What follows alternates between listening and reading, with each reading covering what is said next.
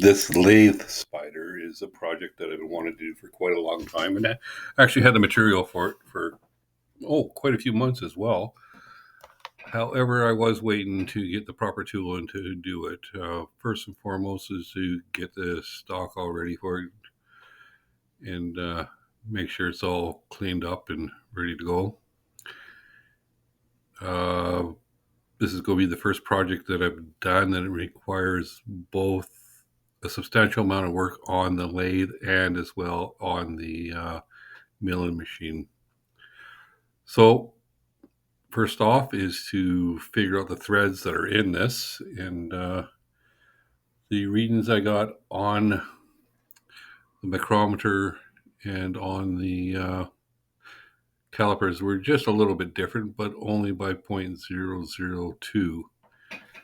So I think both my tools are reading pretty good. I also want to get some depth on this, not saying that I have to go as deep as that, but I do want a rough idea when I'm building this how many threads to put on it. Uh, as you can see, the DRO is actually working pretty nicely now that it's been calibrated a bit. There is a little bit of more work on it for the x-axis, but that's probably something I'm going to do rather quickly. The first step on this was actually to get it, pretty much a rough shape, and then the lathe tool that's in there now is just to make a bit of clearance room, so when threading this, it won't have any issues. There definitely were issues with threading this.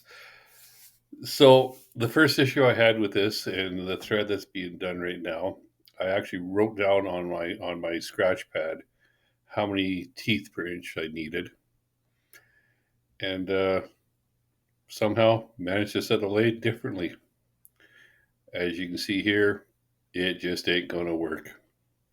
Just backing up a bit on this, I was thinking I'd get to use my nice new micrometer there, but unfortunately, it only goes up to an inch, and this is an inch and a half that's being threaded on here. So now that the first side didn't work, turning this thing around and going to try the second side. I did leave enough room on it to have that ability. After I have it threaded here, the next step I'm going to do is just bore this thing out so we can get material through it.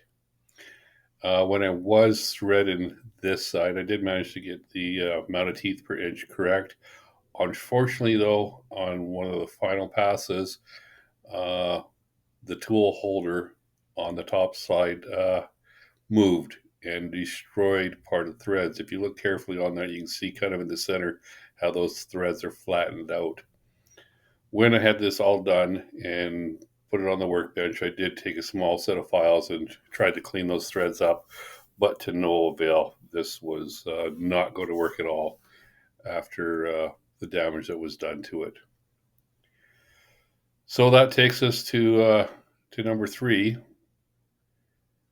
and third time a charm, I guess. It managed to thread just fine, and that doesn't matter again on the new piece to get it bored out. And when I did the third piece, I did not bore straight through. It was kind of a longer piece of stock that I was using.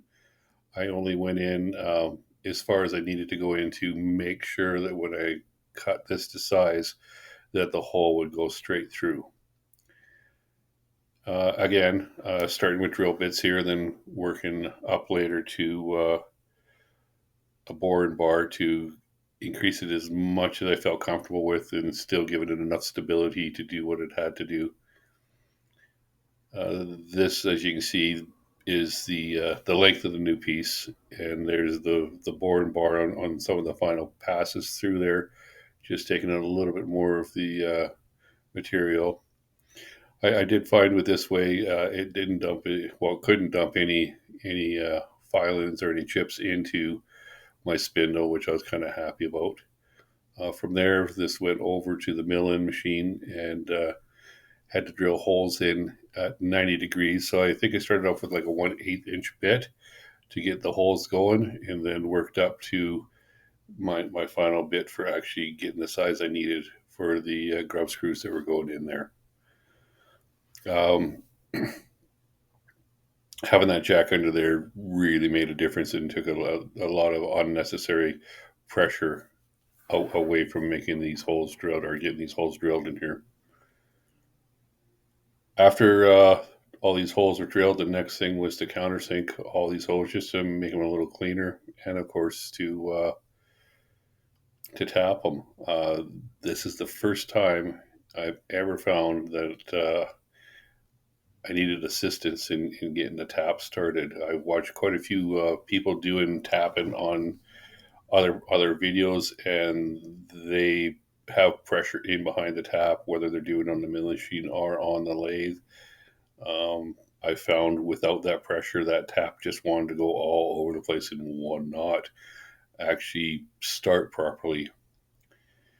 When I countersinking this, somehow 3 turned into 4, and one of the holes did not get countersinked. And when I'm actually spinning this into the lathe body itself, uh, you can see when it ends there that the one hole, well, actually it's right on top now.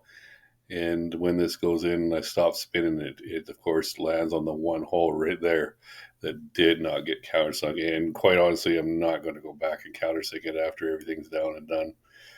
So it's going to be what it is. From there, it was a matter of making the grub screws, just cleaning them up a bit. And the next step after that was tapering the front end, and then taking out my hex breeching machine or hex breeching tool, and making them so Allen keys will fit on them. With that breeching tool, the hole gets drilled in the center, then the breeching tool gets moved over by 1.8 degrees. So it's a lot of moving back and forth on that tailstock to get these 4 things done. And at this point, I don't know what I was thinking moving that handle like that, but eventually here I finally figured out hold the handle like that, and this could go in and out as you're moving the X back and forth. And all of a sudden it was a piece of cake to actually get those tapers cut on the end. The first one here, I actually used the hacksaw to cut it off, and I managed to clip my knuckles into the chuck. Watching it, I'm sure you have to look very closely, but as you can see, the blade starts getting closer and closer to that chuck as I go, and right at the end, I just managed to touch it right there. So that's the last time I'm doing that, and as you can see, that hex is cut in there pretty good. It is a bit of work to get to that stage, but I think they look nice like that. And of course, there's a bit of a chamfer on the end there, just to make it nice and tidy and clean, and take away any sharp edges that was there. The next stage, actually putting a thread on these, I took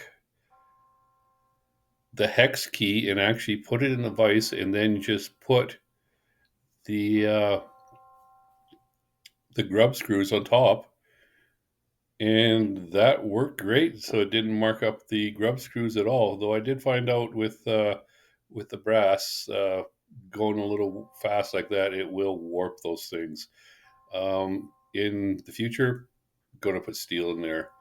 So that was the first side right there that I did, and of course I got the wrong thread pitch, or not the pitch, but the wrong thread pitch on it. On this side, you can see where I'm pointing at there. That is where the lathe tool kind of pushed in and jumped and screwed that thread up. And finally, I got one that works, and that's the completed project. The highly venomous lathe spider. And I've already used it, and it is great. It keeps the material from whopping around on the opposite end there. And so far, no complaints at all. But like I say, we'll be going with steel on those grub screws in the future.